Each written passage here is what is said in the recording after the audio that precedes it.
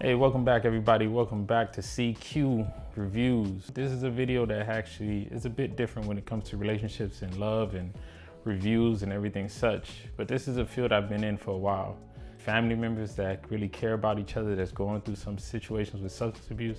Now mind you, I'm not playing any sides, but this is really touchy. Let's get into it. Shinobi, you know I am so prideful and so private. It hurt me so bad to have to even protect myself in this type of way. My marriage has landed me in a very dangerous position. My stepdaughter was just taken by CPS because of her father. CPS and the police have been here 3 times in less than 3 months, and I stood in it with my husband even though I was scared for my own self. I'm gonna pause it there.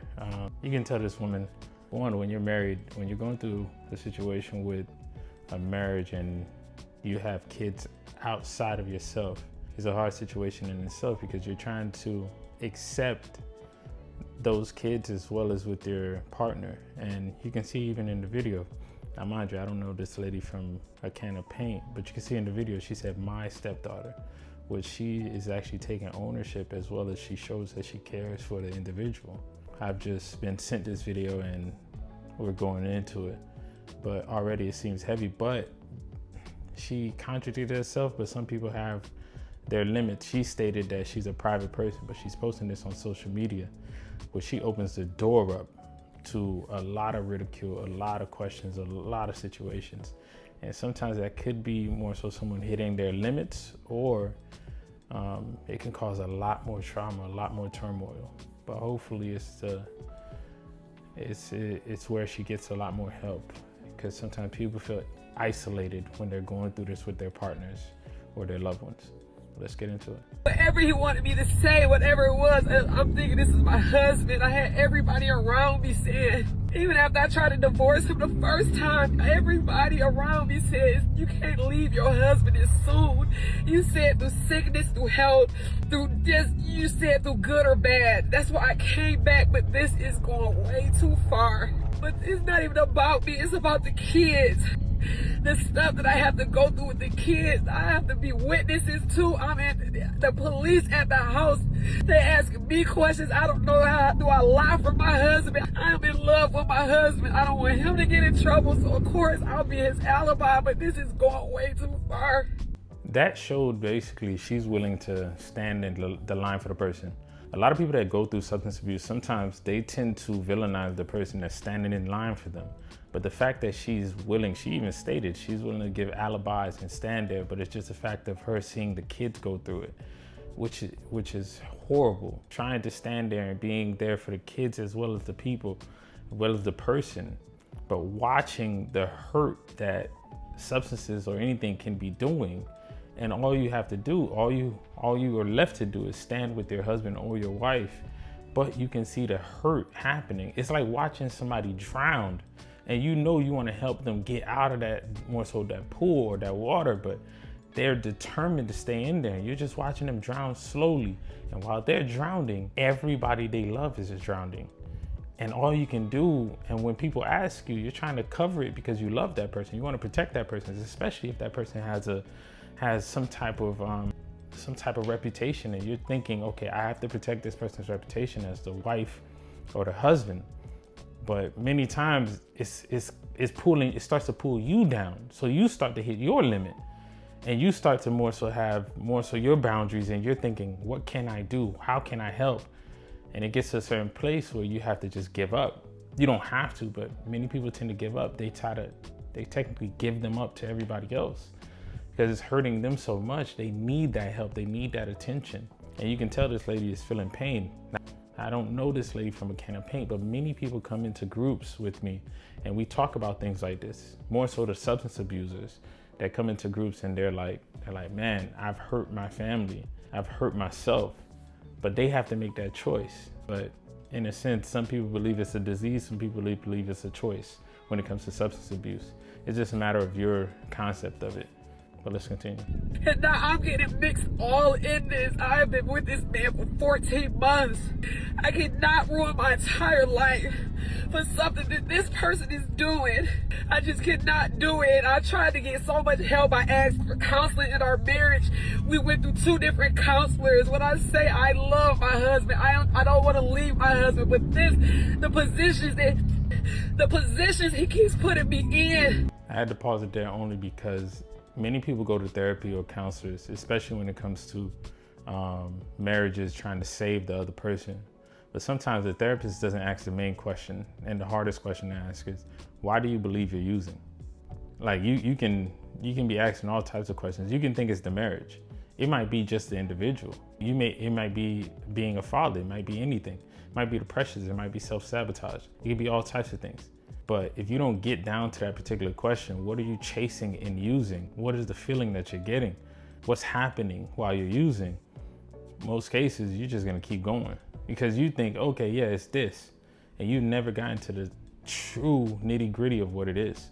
But let's continue. And it's all over nothing. I keep telling people he needs some help, y'all. I live with him. This is not him. This is not the wife. This is trauma. This is everything he's been through, but just not the kids. I have to advocate for the kids. Notice she said the trauma that he's been through. Once again, why are you using? Now, if someone is going through a situation where they don't want to deal with the trauma or deal with anything such, the using is going to continue to spiral, especially if they're determined to be like, I'm fine. Nothing's wrong. Nothing's wrong. Nothing's wrong. You're chasing something for some reason, but you can see she's hurt. She actually acknowledged that somehow, some way she got to it, to where the trauma, the kids, and so on and so on. But she's trying to stick it in there, even though she's thought about divorce before. But technically in marriage, you got to remember, some people love saying that, for better or for worse, till death do us part. But until better or for worse happens, we don't know what worse is when we get married. But many people tend to be like, for better or for worse. And then when worse happens, everybody wants to jump ship. I don't know if she's gonna jump ship. I don't know if she's in it for the long haul. But I know for a fact that now she's experiencing the worst. Now it's time to see what she's gonna do. And I can't go down for what he's doing. So they took our daughter, and I'm just sitting there like, do I speak up? Do I be quiet? What do I do? But I caught this man. I caught this man forcing our 12-year-old son to cover for him. His son, to cover for him. He had him lying. I recorded it. He was coaching our son to lie on me, and I had to record it. And it's this shit. I try to tell everybody he needs some help. I want everybody to understand, if you have a loved one that's on substances, that's abusing substances, let me make it clear. If you have someone that's abusing substances, many times you got to look at them as, you can love them. Sometimes the person isn't the person that you know and love. Sometimes they're so enamored or focused on the substances or the substance that they don't make the same choices. It's not that they're not the same person. They don't make the same logical choices. And as much as we want to villainize them for that particular time, it's just that that person isn't in the right state of mind at that moment. It's not saying the person is a bad person. Most likely, most cases, they actually go back and start thinking, what the hell was I doing?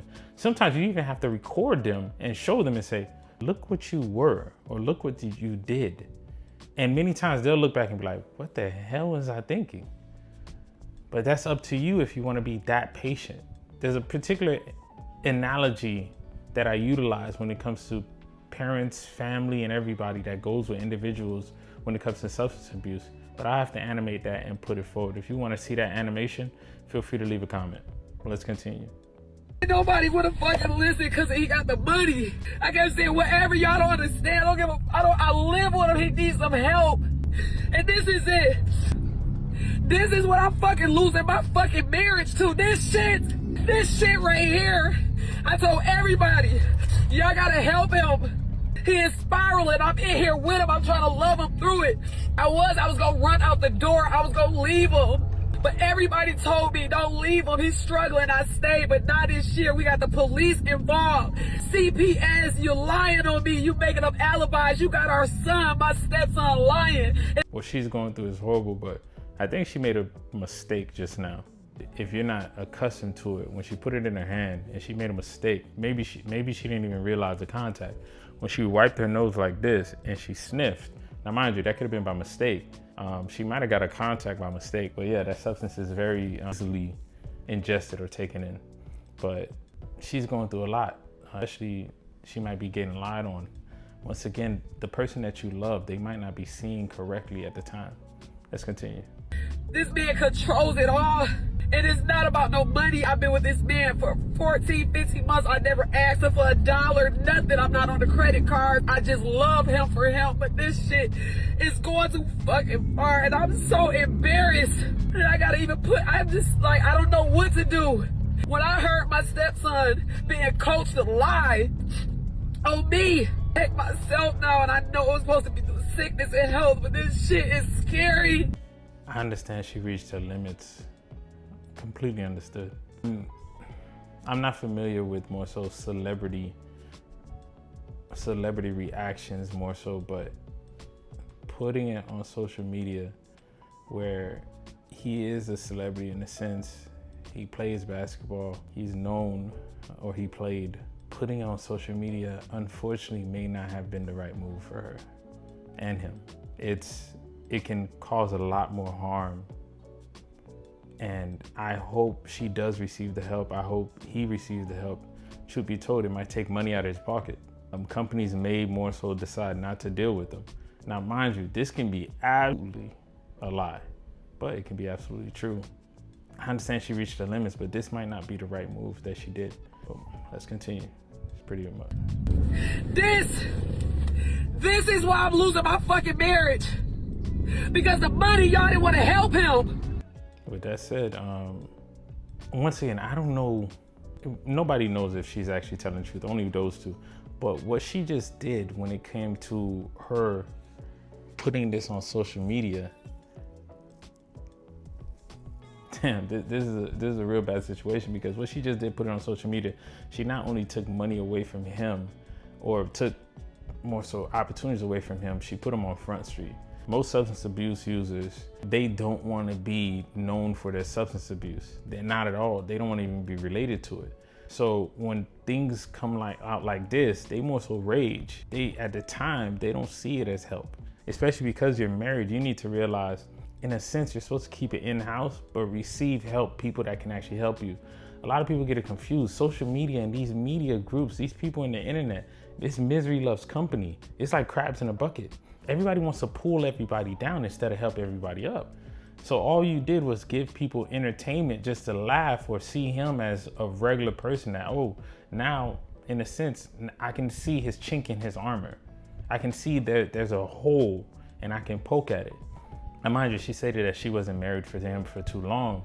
But right now, this is a test to their marriage. This is a test to him. Maybe, hopefully, this can open his eyes. This could be a blessing. I would just tell her, it's not about going to a counselor about marriage. Right now, you need to find a counselor about substance abuse, where you can have either a complete family systemic therapy, or you can have him enter a program, or see a personal therapist, someone that actually get into it. Because sometimes these therapists aren't really actually getting to the nitty gritty. Instead, they just want to siphon the money. They look for individuals. People usually look for individual therapists that will actually make them feel good instead of address the problem. That's the biggest situations. When I get into groups, one of the biggest things I tell people is, I'm not here to make you feel good. I can care a damn less. I don't care. But with her, this is pretty hard on her, not only her, but him. And I can't even imagine his kids have to see him do that if this is true once again. If this is true, all I can do is bid her luck. But for those individuals that more so, not bid her luck, more so, I hope she finds the right therapist. And if she believes in God, I pray she prays and she's praying. For those individuals that have family members going through this, or family members going through substance abuse, it's the most patient thing that you have to have. You have to have so much patience, so much grace. You have to find ways to show them. One of the best ways to do it is record them, show them that they are a different person when they're using. That's one. Two, show them who they're affecting. Many times they don't even realize that they're affecting so many people drastically. And then show them where they can lose everything. Because it's all good when you have money. But when that money runs out, when you realize, oh snap, I need to account for the money, I need to account for everything. All of a sudden, things open your eyes. Or some people, unfortunately, it takes overdosing. And we know many times those people that more so are into substances are usually mixed with something that's very potent that can actually kill you. So I would say for anybody, be patient, reach out to someone for help, not a marriage therapist, because a marriage counselor, they may not be more so skilled or understand the situations when it comes to substance abuse. Find someone in substance abuse, try to deal with someone that's not there to make you all feel good, not there to dig your pockets out. They actually care, because some therapists are just there to dig your pockets out. This is a bit sad, but I pray and I hope that she actually finds the help that she needs. She actually goes to a counselor or therapist. And I pray that he goes to a counselor or therapist if this is true. And I hope them nothing but success. But thank you for watching the video. You'll have a good one. Please like, subscribe, comment if you have anything to say. Have a good one. Thank you.